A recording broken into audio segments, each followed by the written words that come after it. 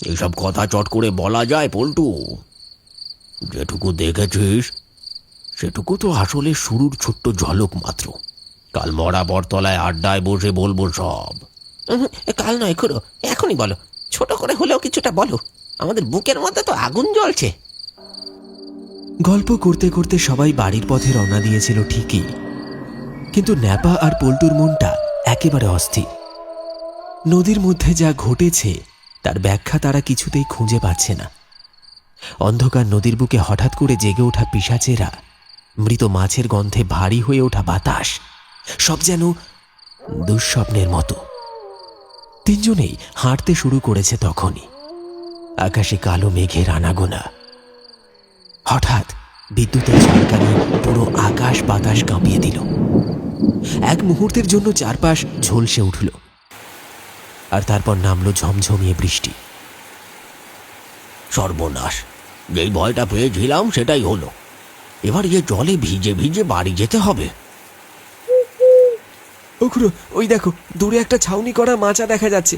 চলো এখন ওইখানে গিয়ে মাথাটা বাঁচাই। বৃষ্টি থামলে না হয় বাড়ির দিকে যাওয়া যাবে। হ্যাঁ খুড়ো, পল্টু ঠিক কথা বলেছে। আর এই তাহলে তুমি বরং পুরো ঘটনাটা খুলে বলতে পারবে। চলো চলো। তারা ছুটে গিয়ে আশ্রয় নিল সেই মাচার তলায়। মাচার উপর সবাই যে যার জায়গা করে বাগিয়ে বসলো গল্প শোনার জন্য। পুরো গল্প বলার আগে একটা বিড়ি ধরিয়ে নিয়ে তাতে বেশ কয়েকবার লম্বা লম্বা টান দিতে লাগলেন খুড়ো। তারপর এক মুখ ধোঁয়া ছেড়ে গলা চড়িয়ে বলতে শুরু করলেন,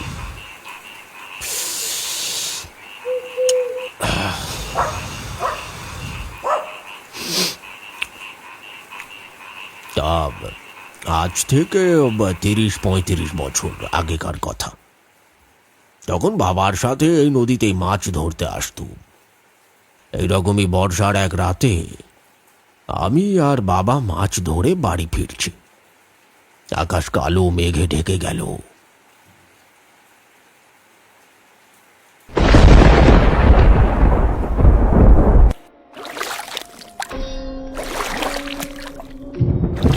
ও বাবা, ওই দেখো আকাশে যে কালো মেঘ ঢেকে গেছে, প্রচন্ড বিদ্যুৎ চমকাচ্ছে। এবার কি করব? তুই সরে আয়, জিনিসগুলো ভালো করে ধরে বস। আমি পাল বইছি, আর একটু গেলেই নদীর পাড়ে পৌঁছে যাব। তারপর বাবা পাল টানতে লাগলো।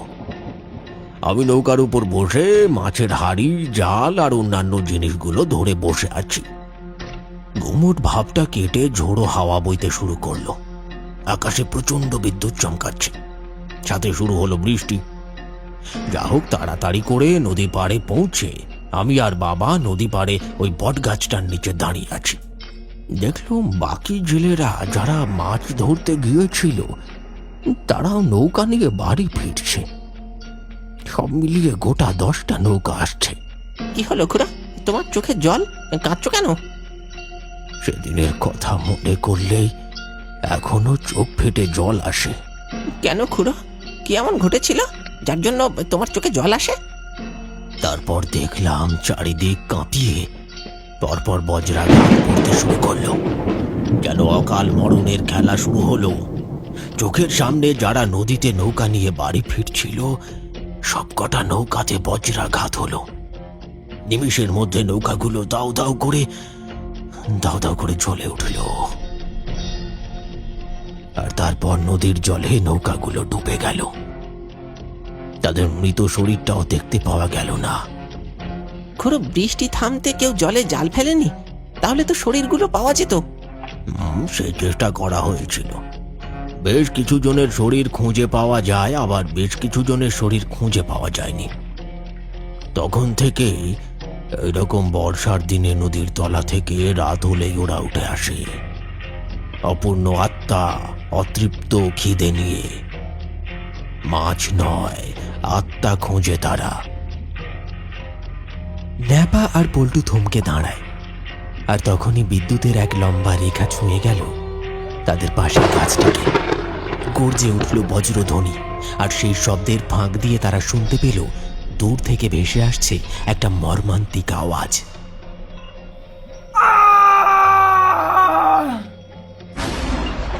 ও খুড়ো, এটা আবার কার আওয়াজ? আবার কেউ মরলো নাকি বজ্রাঘাত পড়ে? হ্যাঁ, তাই তো মনে হচ্ছে, কিন্তু শব্দটা কোন দিক থেকে এলো বলতো? ওই দিক থেকে এলো, যাবে নাকি?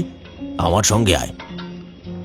তারা মাচা থেকে নামতে যাবে, ঠিক সেই মুহূর্তে সবাই ঘুরে তাকালো মাচার উল্টো দিকে। ঝোপঝাড় পেরিয়ে দূরে একটা বড় গাছের গুঁড়ির পাশে কেউ একজন দাঁড়িয়ে আছে। গা ছমছমে অন্ধকারে স্পষ্টভাবে মুখটা বোঝা যাচ্ছে না, কিন্তু তার অবয়বটা স্পষ্ট দেখা যাচ্ছে।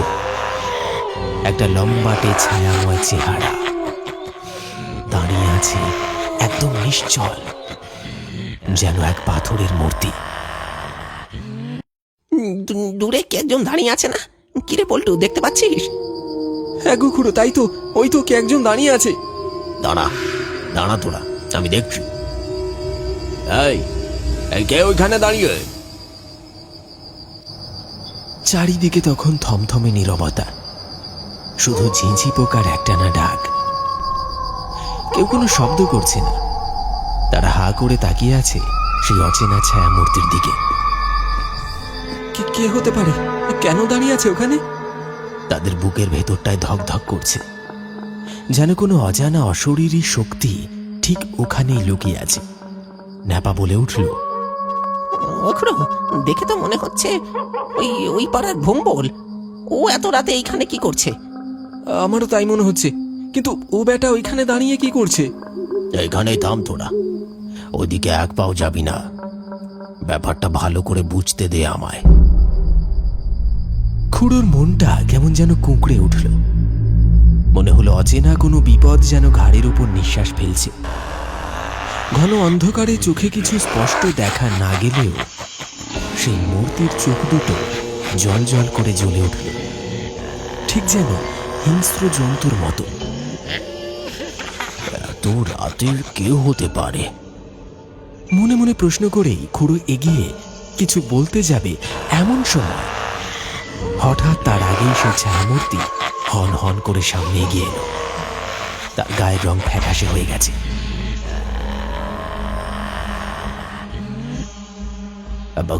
কিরে বম্বল, তুই এখানে কি করছিস? আর তোর এই অবস্থা হলো কিভাবে? ওখরো, পরে সব বলবো, আগে তুমি তাড়াতাড়ি আমার সাথে চলো। কেন রে, কি হয়েছে? বিপদ হয়েছে খুড়ো, তাড়াতাড়ি এসো আমার সাথে, তাড়াতাড়ি এসো। নিশুতি রাতের নিস্তব্ধতা ভেদ করে হন হন করে এগিয়ে চলেছে ভম্বল। কোনো কথা না বলে নিঃশব্দে পা ফেলে যাচ্ছে নদীর দিকটায়। পেছন পেছন ন্যাপা, পল্টু আর খুড়ো হাঁটছে, কিন্তু তাদের মুখে দেখা যাচ্ছে স্পষ্ট উদ্বেগ আর ভয়ের ছায়া। একটা অজানা আশঙ্কা যেন মনের মধ্যে ঘন কালো মেঘের মতো জমে উঠেছে। আকাশে তখনও কালো মেঘ, তবে আগের মতো আর গর্জন নেই। বৃষ্টির ফোঁটাগুলো নেমে আসছে টুপটাপ করে। মাঝে মাঝে দূর থেকে শোনা যাচ্ছে ব্যাঙের ডাক, যেন কোনো অজানা সংকেত দিচ্ছে। সবাই নিঃশব্দে নদীর পাড়ে এসে দাঁড়ালো, আর তারপর যা দেখল তাতে সবার চোখ কপালে। এ কি রে ভম্বল, এই সর্বনাশ কি করে হলো? আর থাকতে পারল না ভম্বল, কেঁদে কেঁদে বলতে লাগলো, খুড়ো, সবই আমাদের কপাল গো। এই মরা নদীর ইতিহাস সবাই জানো। আমি বাবা আর কাকা নদীতে গিয়েছিলাম মাছ ধরতে। আকাশের অবস্থা খারাপ দেখে তাড়াতাড়ি বাড়ি ফিরছিলাম, কিন্তু কিন্তু শেষ রক্ষা হলো না। ওইসব পিশাচদের প্রকোপে আর রক্ষা হলো না। একটু আগে যে বজ্রঘাত পড়লো, তাতেই আমরা সবাই মারা গেলাম। এইসব বলছিস ভম্বল? তুই তো দিব্যি আমাদের সামনে দাঁড়িয়ে আছিস। না খুড়ো, আমি ঠিক কথা বলছি। ওই দেখো আমি আর ওই যে ওরা। ভম্বল যেদিকে হাত দেখালো সেদিকে তাকাতেই সবাই দেখল নদীর পাড়ে কাঁদা জলের উপর পড়ে আছে ভম্বল, তার বাবা আর তার কাকার শরীরটা। রক্ত শূন্য হয়ে গেছে তিনটে শরীর। খুড়ো, আমাদের যা হওয়ার হয়েছে, তুমি এবার রক্ষা করো। বল ভম্বল, আমি তোদের কিভাবে সাহায্য করব? এই নদীর তলার পিশাচেরা আমাদের শরীরগুলো নদীর তলায় নিয়ে যেতে চায়। তুমি আমাদের শরীরগুলো নিয়ে যাও, আমাদের শেষ কাজটা সম্পন্ন করো, তবেই আমাদের শান্তি। ভম্বলের কথা শেষ হতেই যেই না ন্যাপা, পল্টু আর খুড়ো এগোতে যাবে, ঠিক তখনই নদীর তলা থেকে প্রবল আক্রোশে চিৎকার করতে করতে বেরিয়ে আসলো সেই সব পিশাচের দল।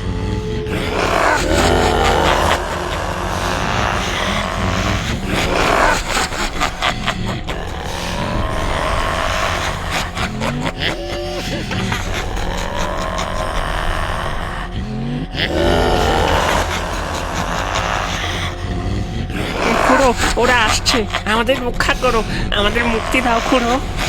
ভয় নেই বম্বল, তোকে আমি বাঁচাতে পারিনি, কিন্তু এই পিশাচদের হাত থেকে তোদের অবশ্যই রক্ষা করব। কথা শেষ করেই খুড়ো এগিয়ে গেল নদীর পাড়ে।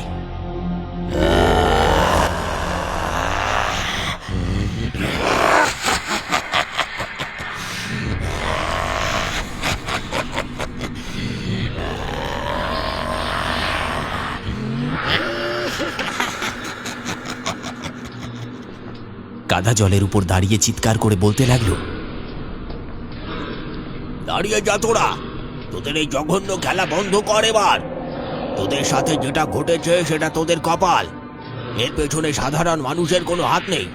তোরা ফিরে যা তোরা।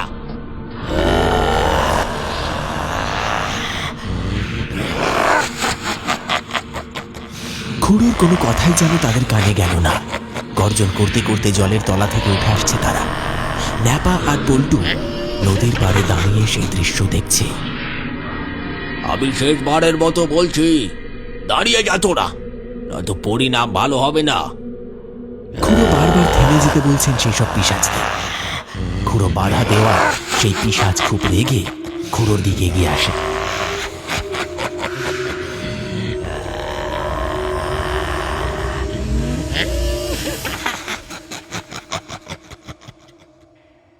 এই পল্টু, খুড়ো এবার কি করবে? পিশাচগুলো তো খুড়োর দিকে এগিয়ে আসছে। আরে নেপা, আমরাও তো কিছু করতে পারবো না। কি যে করি এবার? খুড়ো কি করবে বুঝে উঠতে পারছে না। আর ঠিক তখন খুড়োর মনে পড়ল তার বাবা মারা যাওয়ার আগে একটা মাদুলি দিয়ে গেছিল, আর বলেছিল যখন খুব দরকার পড়বে তখন যেন ব্যবহার করে। ঠিক তখনই মাদুলিটা হাতে নিয়ে বলল, আমি শেষবারের মতো বলছি, দাঁড়িয়ে যা তোরা, নয়তো পরিণাম ভালো হবে না।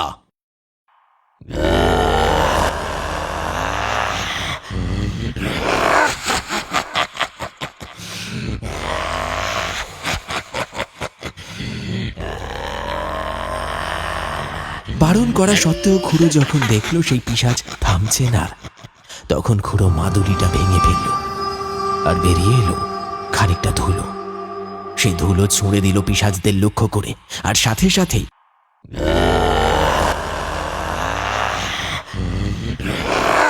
সারা শরীরে দাউ দাউ করে আগুন জ্বলে উঠল। একে একে ধোঁয়া বাতাসে মিলিয়ে গেল তারা। এরপর খুড়ো ভম্বলদের মরা শরীরগুলো নিয়ে গ্রামে ফিরে এলো আর ভম্বলের কথা মতো শেষ কাজ সম্পন্ন করল। এরপর থেকে ন্যাপা আর পল্টু দিনের বেলার দিকে নদীতে বেশি মাছ ধরে, রাতের বেলা তো নয়।